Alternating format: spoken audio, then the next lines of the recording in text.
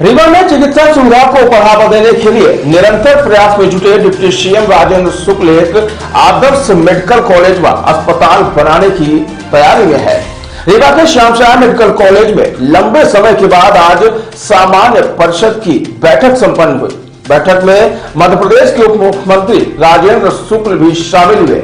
इस दौरान 21 महत्वपूर्ण बिंदुओं पर चर्चा हुई है।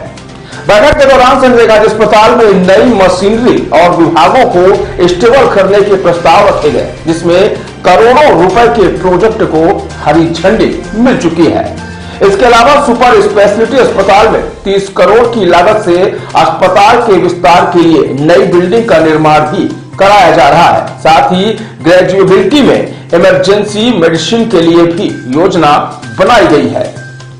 बैठक को लेकर खुद उप मुख्यमंत्री ने जानकारी देते हुए बताया है कि मेडिकल कॉलेज रीवा की सामान्य सभा की बैठक में कई महत्वपूर्ण विषयों पर चर्चा हुई है। उन्होंने कहा कि बैठक में चर्चा हुई कि यहाँ की अद्भुत संरचना को आने वाले 30 वर्षों के हिसाब से कैसे विकसित किया जाए, कैसे यहाँ पर ज्यादा से ज्यादा सुविधाएं बढ़ाई जाए, डॉक्टरों की आवास की व्यवस्था और एक आदर्श मेडिकल कॉलेज और अस्पताल विकसित हो सके, इसके लिए कई निर्णय लिए गए हैं।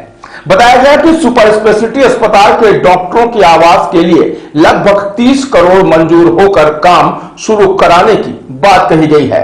इसके अलावा बैठक में 41 करोड़ में नया ओपीडी बनाने, एक नए 34 पद स्वीकृत हुए और आउटसोर्स के भी 55 कर्मचारी बढ़ाए जाएंगे।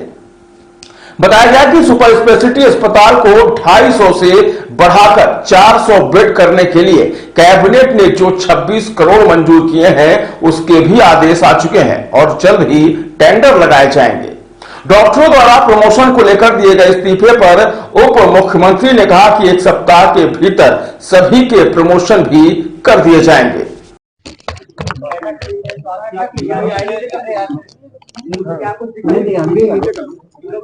मेडिकल कॉलेज की सामान्य सभा की आज बैठक हुई है, जिसमें कई महत्वपूर्ण विषयों पर चर्चा हुई है। यहाँ के अधोसंरचना को कैसे और आने वाले 30 वर्षों के हिसाब से विकसित किया जाए, कैसे यहाँ पर ज़्यादा से ज़्यादा सुविधाएं बढ़ाई जाएं, हमारे डॉक्टरों के आवास की भी व्यवस्था की जाए और जिससे कि एक आदर्श मेडिकल कॉलेज और उसका अस्पताल के रूप में ये स्थापित हो सके। इसके लिए लंबे समय से जो कवायद चल रही थी उसमें कई निर्णय भी हो गए हैं, जैसे कि सुपर स्पेशलिटी के डॉक्टरों के आवास के लिए लगभग 30 करोड़ रुपए मंजूर हो गए, उसके काम शुरू करने की बात कही गई है। नया ओपीडी बनाएंगे 41 करोड़ में, उसके भी अनुमोदन जल्दी हो जाए, इस पर बात हुई है।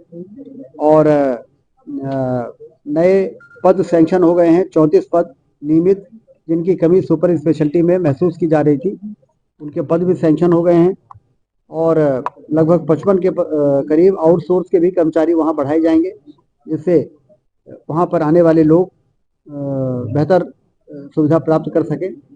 सुपर स्पेशलिटी को भी 250 से बढ़ाकर 400 बेड करने के लिए 26 करोड़ रुपए जो कैबिनेट ने मंजूर की थी, उसके भी आदेश आज प्राप्त हो गए हैं, उसके टेंडर तत्काल लगाए जाएंगे।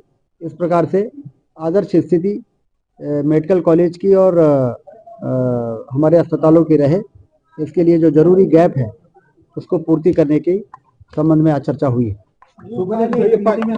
डॉक्टरों की प्रमोशन नहीं हो पा रहा है, जिसके कारण वो इस्तीफा देने में नहीं, वो 5 डॉक्टर कल भी दिए हैं। हाँ, लेकिन उनके सबके प्रमोशन 1 हफ्ते में हो जाएंगे।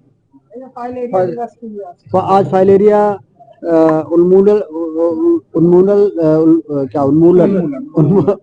कार्यक्रम की आज शुभारंभ हुआ है और हमने भी दवाइयाँ खाई हैं, जिससे कि लोगों में एक जागरूकता है।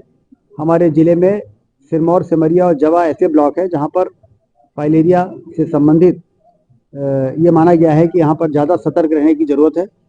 लेकिन यदि ये दवाइयाँ का डोज ले लिया जाए 2 वर्ष से ऊपर के से 5 वर्ष के बच्चों में 2 प्रकार की दवाई और 5 वर्ष से ऊपर के लोगों में 3 प्रकार की दवाई एक बार ही लेनी पड़ेगी, तो फिर इस गंभीर बीमारी से, हाथी पाँव के रूप में जिसको जानते हैं, उससे लोग बच जाएंगे।